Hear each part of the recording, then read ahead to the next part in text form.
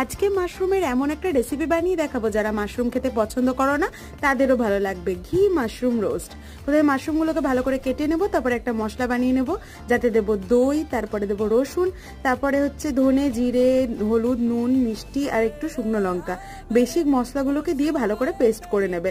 তারপর একটা পাত্রের মধ্যে ঘি গরম করে মাশরুমগুলোকে ভেজে তুলে নেবে। তারপর আমি এখানে কুচনো পেঁয়াজ দিচ্ছি, কারি পাতা দিচ্ছি। পেঁয়াজ আর কারি পাতাটা অল্প ফ্রাই হয়ে গেলে আমি এর মধ্যে দই মেশানো ওই মশলাগুলো সব একসাথে দিয়ে দেবো। তারপর এটাকে ভালো করে নাড়তে থাকবে। এর থেকে একটু তেল বেরিয়ে এলে এর মধ্যে আমি অল্প একটু কাসুরি মেথি পাতা দিলাম। তারপর আমি এর উপরে আবার একটু ঘি দিলাম। এরপরে আমাদের ফ্রাই করা মাশরুমগুলো দিয়ে ভালো করে মিলিয়ে নিলেই আমাদের ঘি মাশরুম রোস্ট রেডি।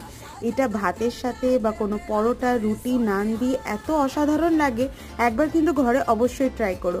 যাদের মাশরুম খেতে ভালো লাগে না তারাও যদি এটা খায় তাহলে কিন্তু মাছ মাংস ভুলে যাবে। অবশ্যই ট্রাই করো আর আমাকে জানিও।